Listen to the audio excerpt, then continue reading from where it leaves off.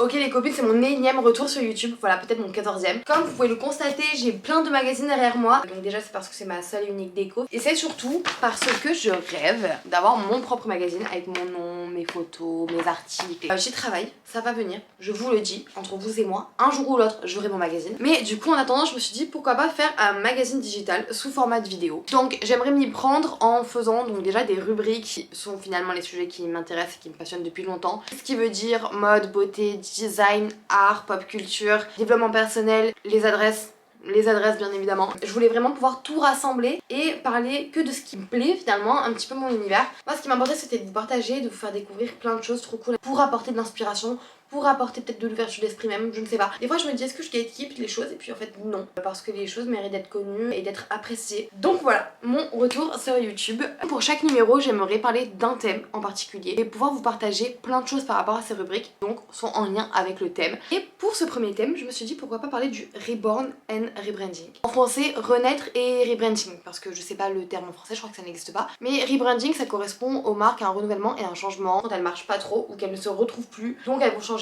leur image, leur marketing, leur collection, leur communication, qu'importe. Et en fait on se rend compte que lorsqu'on veut changer nous-mêmes, une manière qui peut vachement nous aider, c'est de se comporter comme une marque. Moi c'est un truc qui m'amuse et d'ailleurs le 31 décembre j'ai fait ça, j'ai pris mon ordi et j'ai pas fait un SWOT et tout, genre la meuf elle fait un best-of d'elle-même. J'ai pas fait ça, j'ai fait un petit keynote, des vision boards, des mood boards par rapport à plein de choses dans ma vie. Le fait de se réinventer ne veut pas dire qu'on recule mais qu'on change de direction. Une fois que tu comprends ça, t'as beaucoup moins peur de passer à l'action justement et de te réinventer, d'être là en mode chill là. En fait il n'y a pas de version finale de moi, il y a une version présente de maintenant je suis comme ça, mais si dans 2 ans j'ai envie d'être une autre personne, je le serai. Ayant également étudié la mode et le marketing, quelque chose que j'adore voir, c'est du rebranding et en ce moment il y en a énormément dans l'industrie de la mode. Pour la simple et bonne raison que notre consommation de vêtements a complètement changé, entre le fait qu'il y ait énormément d'offres, il y a de plus en plus de marques qui se créent et en même temps il y a la seconde main et je pense vraiment que là c'est en train d'être limite du 50-50. Donc aujourd'hui les marques elles ont le choix entre être à l'affût des tendances, se réinventer complètement ou disparaître. C'est l'un des trois. Et il y a une marque qui mérite mais vraiment toute notre attention, c'est Desigual. Alors Desigual c'était vraiment la marque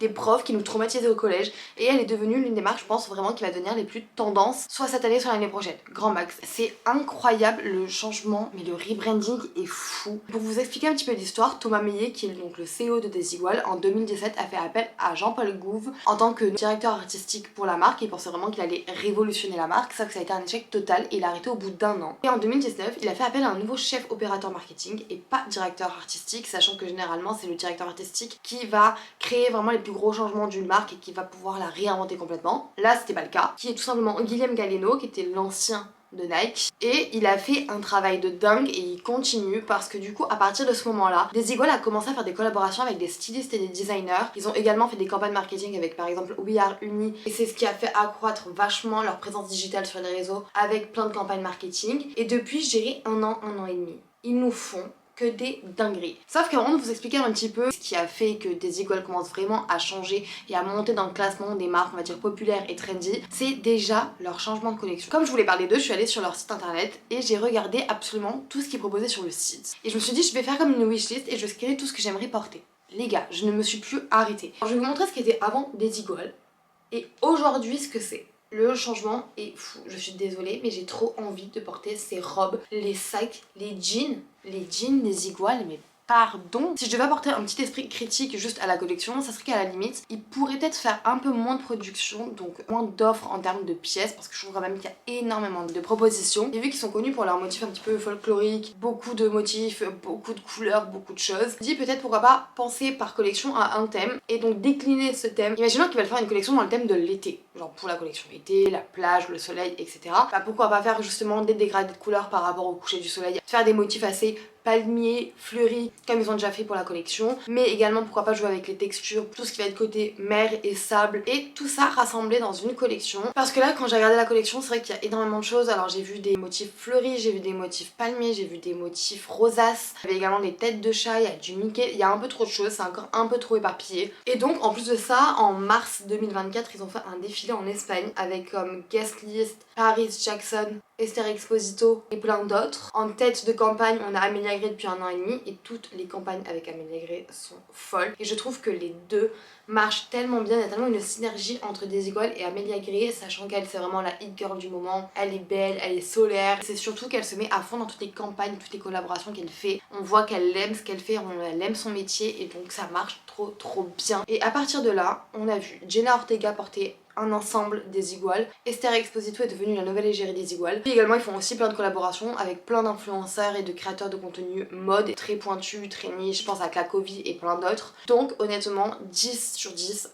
voire 15 sur 10 pour le rebranding de Desigual. Pour le coup c'est vraiment une marque que j'ai envie de porter et je pense que je vais commencer à porter du Desigual parce que j'ai vu des pièces mais tellement belles, j'ai trop envie d'avoir ça cet été. Et puis si un jour je peux collaborer avec eux, mais je serai trop heureuse parce que je pense qu'en plus c'est une marque qui du coup est tellement plus ouverte en termes de création, d'éditorial, de tout ça, donc j'ai hâte de voir la suite. Mais j'ai remarqué qu'il n'y a pas que notre consommation de vêtements qui a changé, il y a aussi notre consommation de beauté et notamment de parfum. Et finalement il n'y a pas mieux qu'un parfum pour nous aider à vivre une transformation. Je trouve vraiment que le parfum ça aide à se réinventer parce que le fait de changer d'odeur c'est quand même assez intense. Et j'ai remarqué qu'il y avait de plus en plus de personnes qui passaient de parfums commerciaux produits en masse à l'autre bout du monde avec des compos pas dingues à des parfums de niche. Niche ça veut dire penser en dehors des tendances commerciales. Généralement c'est connu pour être pensé comme des œuvres d'auteur. Et j'ai également fait ce changement parce qu'en décembre, Silhouette Magazine a écrit un article sur BDK Parfum et ils m'ont invité à une masterclass pour rencontrer justement déjà le fondateur de la marque qui est David Benedek et également la maison Flair qui a co-créé ce parfum. Donc lui s'appelle Rouge Smoking et c'est de l'extrait, c'est-à-dire que c'est encore plus intense. Et les gars,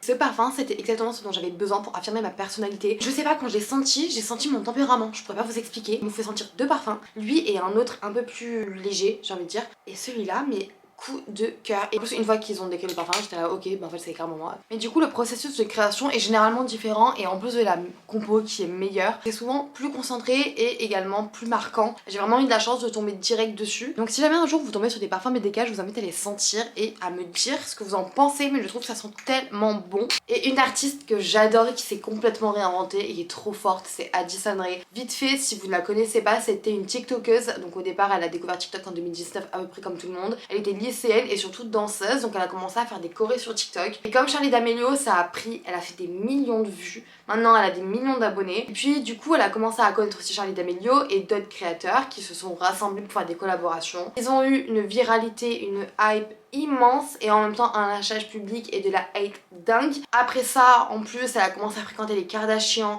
Il y a eu énormément de moqueries par rapport à ça. On avait l'impression qu'elle n'était pas à sa place. En 2021, Netflix a fait appel à elle pour jouer dans un film. C'était l'histoire d'une influenceuse qui relookait quelqu'un dans son lycée. Enfin bref, c'était assez ado. Là aussi, elle s'est pris donc une tollée de hate et de critiques. Je pense qu'elle se cherchait à ce moment-là et également à chaque fois qu'elle respirait, elle était critiquée. Donc il y a eu un moment où on n'entendait plus parler d'elle. Et en 2024, elle a collaboré pour le son Von Dutch de Charli XCX où en fait elle nous sort un cri du futur.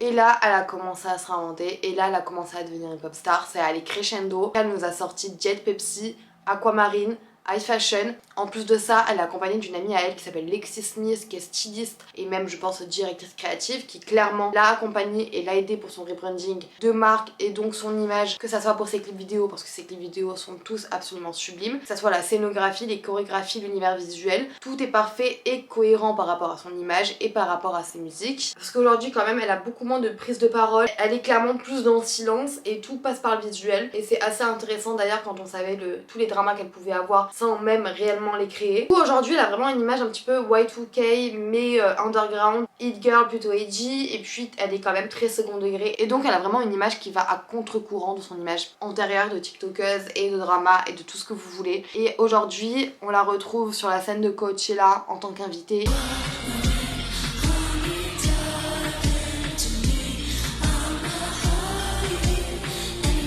Honnêtement ses prestations, rien à dire. Ça se voit quand on voit sa prestation à Coachella qu'elle va devenir une pop star, enfin qu'elle est en train de devenir une pop star. Elle va nous remplir des stades, elle va être hyper influente. En plus de ses collaborations, des invitations à Coachella, elle a également fait en mars la couverture de Vogue France. Et il faut savoir quand même que les 3 Vogue les plus importants à l'international sont Vogue France, Vogue USA et Vogue British. Donc lorsque tu fais une apparition et que tu fais la couverture de Vogue France, c'est quand même que tu es légitime.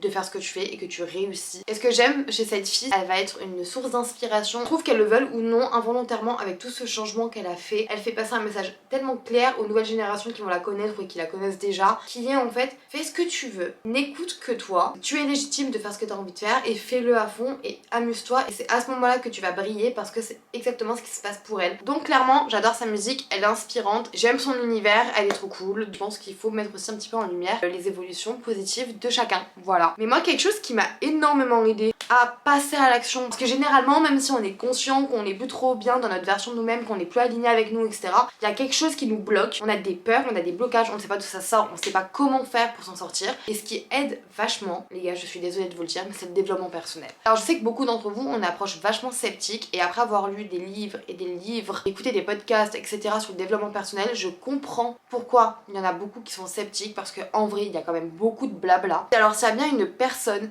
qui est rationnelle, directe, qui part pas dans tous les sens et qui est surtout réaliste, c'est Mel Robbins. Alors j'espère que vous voulez améliorer votre anglais ou que vous comprenez l'anglais parce qu'elle est américaine. Donc c'est une autrice, conférencière et coach en développement personnel, je pense depuis des années. Elle a d'ailleurs sorti 2 livres qui ont été vendus à des millions d'exemplaires et qui sont traduits en français. Donc vous avez le Let Them Theory, c'est le tout nouveau et qui, écoutez, et absolument de partout. Let Them Theory, c'est donc la théorie de laisse-les faire. C'est clairement un livre pour les gens qui ont un problème avec soit la confiance en soi ou le regard des autres. Alors j'ai pas lu le livre parce que également elle a un podcast et une chaîne YouTube. Elle est extrêmement mais extrêmement active dessus et en fait elle décline absolument tous les sujets. Elle les approfondit et d'une manière quand même hyper claire. En plus de ça, elle fait souvent appel à des médecins, à des coachs et aussi elle fait des collaborations avec ce que j'appelle des porte-parole des générations. Par exemple, elle a fait une vidéo avec Jake Shane qui est un youtubeur et qui a un podcast aussi. Et donc l'approche c'est plus pour répondre justement aux doutes, aux questions que les gens peuvent se poser. Alors la vidéo avec Jake Shane, je l'ai adorée parce que le sujet c'était sur la vingtaine. Je suis pile dans ma vingtaine. Je savais pas que j'avais besoin de cette vidéo, mais en fait ça m'a ouvert les yeux sur plein de choses. Du coup Jake il expliquait justement que la vingtaine c'est vraiment dur parce que à la fois tu te mets une pression par rapport à tes études, par rapport à ta carrière, à ton travail. Également tu as pas trop confiance en toi forcément. Tu as l'impression que c'est maintenant ou jamais que tu dois tout accomplir. Il y a aussi le regard des autres, il y a le fait que tu as envie de profiter, que tu as envie de voyager, mais c'est pas forcément les années où tu vas avoir le plus d'argent parce que t'es étudiant ou tu commences à travailler. Et Mel Robbins, elle est arrivée en disant que justement la vingtaine, on se mettait une pression de fou, mais c'était même pas forcément la dizaine la plus importante de notre vie. The 20s are the worst, and I'll tell you why. From 0 to 20, your entire life had structure to it. Ce n'était pas la dizaine qui allait nous définir, qu'on pouvait très bien se réinventer, qu'il fallait arrêter de penser que c'était maintenant ou jamais, qu'il fallait trouver sa voie pour la carrière, pour sa vie sentimentale, son épanouissement. Donc vraiment, elle nous aidait vachement à relativiser à propos de ça et également à nous expliquer qu'il fallait se focaliser sur les choses importantes, se re-ancrer dans le moment présent et à partir de ce moment-là, avancer en s'écoutant soi d'abord, en essayant d'être le plus épanoui possible. Elle aborde plein de sujets différents. Si vous êtes dans un moment où vous voulez justement vous déconstruire pour vous reconstruire, elle a plein de vidéos pour ça. Elle décline vraiment plein de sujets, elle les explique bien et puis elle le fait d'une manière hyper éducative. À partir du moment où tu maîtrises le développement personnel, tu vas te rendre compte que c'est une aide tellement mais immense pour justement évoluer dans ta vie et arriver à faire plein de choses et à expérimenter plein de choses, passer au-dessus pas mal de blocages et de peurs qu'on peut avoir. Et donc clairement maîtriser le développement personnel, c'est devenir un petit peu créateur conscient de notre vie. Et également j'ai un livre, alors pour les personnes qui ont du mal avec le développement personnel, qui est très centré sur justement comment sortir des schémas d'auto-sabotage pour se déconstruire et mieux se reconstruire. C'est La montagne c'est toi de Brianna Wiest. Donc c'est une américaine qui a écrit un livre, il est traduit et j'ai trouvé qu'il était écrit d'une manière très claire, précise, droit au but. Alors oui, donc du coup ça t'explique bien comment faire, mais c'est pas trop tiré par les cheveux, mais à la fois ça donne quand même des conseils pour déjà comprendre comment tu t'auto-sabotes et comment tu peux faire pour déjà éviter de le faire. Donc cela te permettra de mieux te reconstruire sans justement avoir des blocages. Donc que ce soit les livres de Mel Robbins ou celui-là, soit les librairies si vous avez de la chance, sinon Amazon, les gars, au final. Et comme mon contenu ne serait pas mon contenu si je ne parlais pas d'adresse à découvrir, je me suis dit si on reste dans le thème, il faudrait que je trouve des lieux qui peuvent être hyper bénéfiques pour quand on a envie de se retrouver avec nous-mêmes et se poser, un endroit où on peut s'isoler tout en ayant une super atmosphère et une énergie assez positive. Et récemment je suis allée dans un hôtel, alors oui je tape direct dans le luxe les amis, donc j'espère que vous avez les moyens et le temps, mais si jamais c'est pas grave j'ai des plans B. Je suis allée récemment dans un hôtel qui se situe vers Montpellier, c'est l'hôtel Massan Resort Horizon. Donc déjà j'ai adoré cet endroit parce qu'il est vraiment dans la nature et il donne sur un terrain de golf immense et magnifique. Également vous avez un spa qui est incroyable, il y a une piscine extérieure chauffée, c'est calme. Et puis l'atmosphère et le design est magnifique, c'est organique, minimaliste, tout en courbe, que des couleurs douces, chaudes. Enfin vraiment je me suis sentie trop bien. Moi il n'y avait rien de calme parce que j'étais avec ma famille. Mais si vraiment j'ai envie de me prendre un week-end par exemple pour moi, pour me retrouver toute seule et justement genre partir avec un carnet, un stylo et un maillot de bain, ça serait là-bas. Dans tous les cas vous avez des hôtels comme ça un petit peu de partout. Mais en tout cas elle est dans ce type d'endroit qui est hyper reposant, hyper serein et qui apporte une atmosphère hyper cosy, calme et reposante pour justement pouvoir se retrouver avec nous-mêmes et prendre ce petit temps pour soi. Et si jamais vous avez ni le temps ni les moyens pour aller dans un hôtel, ce qui est au final compréhensible, vous avez des petits coffee shops. On connaît la nouvelle tendance des coffee shops, mais j'avoue que c'est sympa. Alors moi mes shoots du moment à Marseille c'est Pompe. Alors c'est une boulangerie, coffee shop, on peut manger là-bas, etc. Et l'atmosphère, je pourrais pas vous expliquer. Il y a une énergie qui est à la fois très positive et en même temps on a l'impression que ce sont que des gens qui se sont retrouvés pour se tirer vers le haut sans même s'adresser la parole. C'est en tout cas ce que j'ai ressenti moi. Et en plus de ça c'est très bon, des bonnes boissons, du sucré, du salé, c'est très cool. Et puis ça a été créé par une femme, donc Girl Power, écoutez j'ai envie de vous dire. Et à Paris, si vous voulez mon endroit préféré pour retrouver ce genre d'atmosphère, c'est Lafayette Anticipation. C'est une galerie d'art où vous avez également un coffee shop où vous pouvez également manger quelque chose le midi. Puis vous avez aussi une petite librairie très sympa. Très bonne sélection de livres et de magazines. Et puis très souvent vous avez des expos gratuites à visiter. Je trouve que pour moi, que ce soit Paris ou Marseille, ce sont vraiment mes deux endroits préférés pour lorsque je cherche à avoir ce genre de moment avec moi-même. Donc voilà. J'espère que ça vous a plu ce concept. N'hésitez pas à me donner vos avis, vos retours en commentaire ou en message ou en ce que vous voulez. N'hésitez pas à me dire ce que je pourrais arranger, s'il y a des sujets ou des choses que j'ai évitées et que j'aurais pu en parler ou je ne sais quoi. Donnez-moi tous vos avis, vos retours, vos pensées, je veux tout savoir. D'accord? Merci. Enfin voilà, mon énième retour, je sais que je vais me faire charrier par mes potes, mais c'est pas grave, j'avais tellement envie de reprendre YouTube. Et le problème c'est que j'étais trop dans le perfectionnisme, j'avais trop une idée claire et précise et j'arrivais pas à l'obtenir et je me suis dit mais en fait Camille, t'as une caméra, filme, fais tes articles, parle, fais tes vidéos et puis tu vas t'améliorer avec le temps, comme tout le monde finalement. J'avais pas saisi ça jusqu'à aujourd'hui. En tout cas j'espère que ça va être mon dernier retour et que je vais pas repartir 6 mois et pour revenir et que je vais réussir à tenir et à faire mes vidéos. Si je peux en poster 2 par mois déjà c'est génial. Bon appétit, bonne journée.